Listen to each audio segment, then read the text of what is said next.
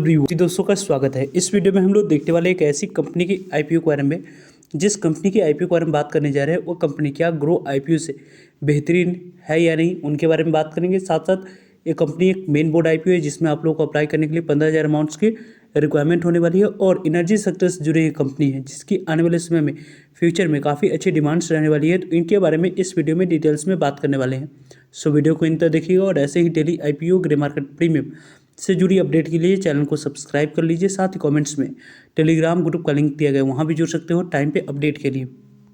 पहली बात, इस कंपनी के फाइनेंशियल हेल्थ के बारे में डिस्कस करें तो कंपनी की फाइनेंशियल हेल्थ किस तरीके से कैसे साउंड कर रही है। FY23 की डाटा है, FY24 की डाटा है, FY25 की डाटा है और FY26 की 3 मंथ की डाटा कंपनी के द्वारा अवेलेबल करवाया गया है। कंपनी के बारे में बात करते हैं तो कंपनी की एसेट के बारे में पहले यहाँ पे डिटेल्स दी गई। कंपनी की एसेट पहले यहाँ पे 515 करोड़ के पास थी, देन यहाँ पे 610 करोड़ के पास हुई, 13-14 करोड़ के पास हुई और अभी यहाँ पे कंपनी की एसेट 1244 करोड़ के पास कंपनी की एसेट हम लोग को आते हुए दिख रही है। यानी कि एसेट टर्म्स में कंपनी ने लगातार कंसिस्टेंट ग्रोथ दिखा है। कंपनी की इनकम की बात करें यानी कि रेवेन्यू किस तरीके से कितनी अच्छी बढ़ी है उनके बारे में बात करते हैं तो पहले कंपनी की रेवेन्यू 665 करोड़ के पास थी, देन यहाँ पे 927 करोड़ के पास हुई, देन यहाँ पे 1550 करोड़ के पास और अभी यहाँ पे कंपनी की रेवेन्यू बढ़कर कितनी हो चुकी है तो 597 करोड़ के पास यहाँ पे कंपनी की टोटल इनकम यानी कि रेवेन्यू यहाँ पे दिख रही है। कंपनी की प्रॉफिट टैक्स देने के बाद कंपनी के पास प्रॉफिट कितनी बच रही है तो वहाँ पे यदि हम लोग डिस्कस करते हैं तो 24 करोड़ के पास कंपनी की प्रॉफिट है,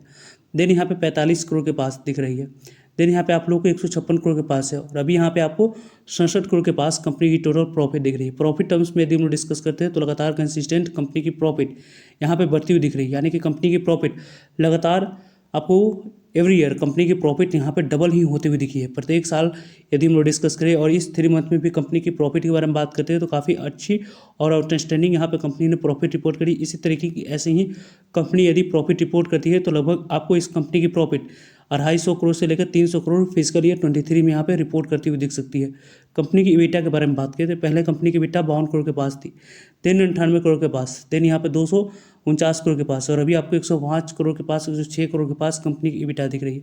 नेटवर्थ के बारे में बात करते हैं तो पहले कंपनी की नेटवर्थ 193 करोड़ के पास थी, देन 294 करोड़ के पास, 396-97 करोड़ के पास और अभी आपको 464 करोड़ के पास कंपनी की टोटल दिख रही है। रिजर्व एंड सरप्लस के बारे में बात करते हैं तो रिजर्व एंड सरप्लस यहाँ पे कंपनी किस तरीके से कैसी है तो पहले 70 करोड़ के पास थी, यहाँ पे 215 करोड़ के पास, 369 करोड़ के पास, 436 करोड़ के पास कंपनी की टोटल रिजर्व एंड सरप्लस है। कंपनी की टोटल बोरोइंग के बारे में बात करें कर्ज की तो पहले यहाँ पे कंपनी के पास कर्ज 211 करोड़ के पास थी, 200 करोड़ के पास, 346 करोड़ के पास और अभी आप लोगों को कंपनी की यहाँ पे 432 करोड़ की कंपनी के पास कर्ज है। यानी कि कंपनी कर्ज के मामले में थोड़ी सी ज़्यादा कंपनी ओन करती है जो कि यहाँ पे आने वाले समय में और कम होगी, तो पॉजिटिव इंडिकेशन इस कंपनी के साथ आते हुए दिख सकते हैं। कंपनी की जो रिटर्न ऑन इक्विटी है उनके बारे में बात करते हैं तो रिटर्न ऑन इक्विटी इस कंपनी की किस तरीके से कैसी दिख रही है तो यहाँ पे आपको 40% के पास है। कंपनी के रिटर्न ऑन कैपिटल एम्प्लॉयड के बारे में बात करते हैं 41% के पास है, डेट इक्विटी 0.87% के पास है।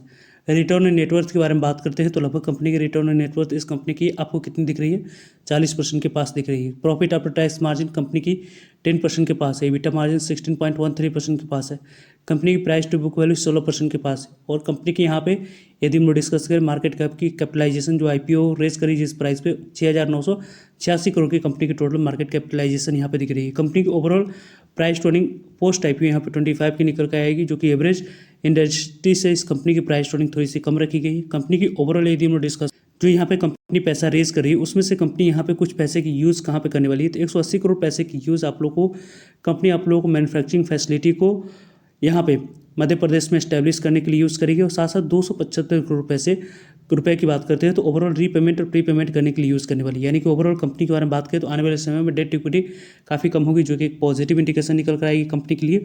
साथ साथ डेट इक्विटी यहाँ पे कंपनी की कम होती है तो इस इंडिकेशन के अकॉर्डिंग आपको आने वाले समय में एक पॉजिटिव फैक्टर हम लोग को निकल कर आती हुई दिखेगी। यदि हम लोग देखें इस कंपनी यहाँ पे कंपनी आने वाले समय में जो अभी डेट को रीपेमेंट करने के लिए इंटरेस्ट पे आउट कर रही होगी उसको कंपनी को पे आउट नहीं करना पड़ेगा, जिसके कारण से कंपनी का ऑपरेटिंग प्रॉफिट मार्जिन और कंपनी यहाँ पर आप लोगों को बैलेंस शीट और होते हुए दिखेगी जो कि एक अच्छी पोटेंशियल यहाँ पे इस कंपनी की दिख रही है जो कि आने वाले समय में गवर्नमेंट ऑफ इंडिया की जो एनर्जी सेक्टर के रिलेटेड आप लोगों को प्लान है वो कंटिन्यू रहती है तो वहाँ पर आपको इस तरीके की कंपनी को काफ़ी अच्छी बेनिफिट इन फ्यूचर मिलते हुए देखिए। हम लोग बात कर रहे हैं यहाँ पे फुजियामा पावर सिस्टम आईपीओ के बारे में। फुजियामा पावर सिस्टम आईपीओ के बारे में बात करें तो आईपीओ 13 नवंबर से ओपन हुई थी।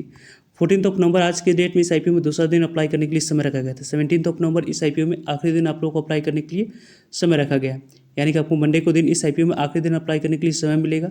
कंपनी की फेस वैल्यू ₹1 है। कंपनी की प्राइस बैंड के अकॉर्डिंग 228 पे जो कंपनी की अपर प्राइस बैंड है, उसी अपर प्राइस बैंड में 65 इक्विटी शेयर मिनिमम आपको 1 लॉट अप्लाई करते समय सिलेक्ट करना होगा। कंपनी की ओवरऑल फ्रेश इशू और ऑफर फॉर सेल दोनों की कॉम्बिनेशन है। 828 करोड़ कंपनी की टोटल इशू साइज है, जिसमें से 600 करोड़ कंपनी के पास जाएगी और 228 करोड़ की बात करें ऑफर फॉर सेल है, जिसके माध्यम से प्रमोटर्स और एग्जिस्टिंग शेयर होल्डर्स के पास पैसे जाने वाली है। बुक बिल्डिंग आईपीओ है, BSE दोनों जगह पर कंपनी की लिस्टिंग होने वाली है। यहाँ पे फुजियामा पावर सिस्टम आईपीओ के बारे में बात करें तो लगभग आपको आने वाले जो 12 नवंबर को एंकर इन्वेस्टर को 1,08,28,947 इक्विटी से 247 करोड़ तक की वैल्यू की शेयर एलोकेट किया गया। उसकी जो लॉक इन पीरियड टाइम है 50% शेयर को सेल करने की अपॉर्चुनिटी 18 दिसंबर को मिली। 50% शेयर को सेल करने की अपॉर्चुनिटी 16 फरवरी को मिलने वाली है। 2 डेट आपको लिए इंपॉर्टेंट डेट रहेगी। यहाँ पे 13 नवंबर से ओपनिंग डेट है, 17 नवंबर क्लोजिंग डेट है, 18 नवंबर अलॉटमेंट डेट है, 19 नवंबर यहाँ पे पैसे रिफंड करने की डेट है, 19 नवंबर डिमिट अकाउंट में शेयर को क्रेडिट करने की डेट है और 20 नवंबर को कंपनी की लिस्टिंग BSE दोनों जगह पर होते हुए दिखेगी। Fujiyama power system IPO minimum 1 lot apply करने के लिए 14,820 रुपये अमाउंट्स की यहाँ पर रिक्वायरमेंट दिख रही है। स्मॉल एनआई की बात करते हैं तो लगभग 2,07,480 रुपये अमाउंट्स की रिक्वायरमेंट है। बिग एनआई कैटेगरी में अप्लाई करने के लिए 10,07,760 रुपये अमाउंट्स की रिक्वायरमेंट दिख रही है। Fujiyama power system IPO minimum 1 lot apply करने के लिए लगभग 99.67% की होल्डिंग है। प्रमोटर्स की होल्डिंग 87.88% के पास इस कंपनी में अभी भी दिखेगी। कंपनी की आज के डेट की रिस्पॉन्स की बात तो दूसरे दिन की समाप्ति के बाद थोड़ी सी आप लोग को अच्छी रिस्पॉन्स दिख रही है, क्योंकि QIB कैटेगरी में लगभग दूसरे दिन की समाप्ति का 0.82 टाइम तक सब्सक्राइब होना एक अच्छी पॉजिटिव इंडिकेशन इस आईपीओ में दिख रही है। लगभग 72,19,000 इक्विटी शेयर के लिए 59,54,54 इक्विटी शेयर की बोली लग चुकी है। 136 को बोली लगने की वजह से आईपीओ 1.082 टाइम तक आईपीओ सब्सक्राइब हो चुके हैं, यानी कि इस आईपीओ में की तरफ से आखिरी दिन मंडे के दिन इस आईपीओ में अच्छे रिस्पांस मिलने की चांस बन रही है। एनआई कैटेगरी में 0.11 टाइम तक आईपीओ सब्सक्राइब हुई है। यदि QIB की रिस्पांस अच्छी रही तो इस आईपीओ में काफ़ी ज़्यादा अच्छे रिस्पांस बिग एनआई कैटेगरी की तरफ से भी आखिरी आवर में आते हुए दिख सकते हैं। 0.06 टाइम तक आईपीओ सब्सक्राइब हुआ है। स्मॉल एनआई कैटेगरी में 0.21 टाइम तक आईपीओ सब्सक्राइब हुई है। रिटेलर्स कैटेगरी में 0.30 टाइम तक आईपीओ सब्सक्राइब हुए। 47 यहाँ पे एम्प्लॉय कैटेगरी में 0.66 टाइम तक आईपीओ सब्सक्राइब हुई है और टोटल नंबर ऑफ टाइम्स के अकॉर्डिंग 0.41 टाइम तक आईपीओ सब्सक्राइब होते हुए दिखा है। इस आईपीओ में आखिरी दिन आप लोगों को अच्छे रिस्पांस मिलने के चांस है, उसके अकॉर्डिंग हम लोग इस आईपीओ को देख रहे हैं। तो इस आईपीओ के रिस्पांस के अकॉर्डिंग यदि हम लोग डिस्कस करते हैं तो पहले दिन इस आईपीओ में काफ़ी अच्छे रिस्पांस नहीं मिली थी, क्योंकि पहले दिन भी इस आईपीओ में जो अच्छे रिस्पांस नहीं मिलने के पीछे की वजह के बारे में बात करें तो मार्केट की कंडीशन और जिस तरीके की पाइन लैब्स आईपीओ की आज के डेट में लिस्टिंग हुई पॉजिटिव मूव दिखी है, उसके कारण से आप लोग को ग्रे मार्केट प्रीमियम में थोड़ी सी पॉजिटिव मूव दिख रही है। वैसे इस कंपनी की GMP के बारे में बात करते हैं तो यहाँ पे इसके ग्रे मार्केट प्रीमियम में एसएच रिपोर्ट के अनुसार से किसी भी तरीके कोई कारोबार होते हुए नहीं दिख रही है। जिस भी तरीके की जो भी आपको आने वाले समय में ग्रे मार्केट प्रीमियम मोमेंटम होगी तो वीडियो के माध्यम से आप लोगों तक अपडेट पहुँच पाएगी। फर्दर जो भी डाउट करिए कमेंट्स का आप लोग पूछ सकते हो। मिलते हैं एक नई इन्फॉर्मेटिव वीडियो में।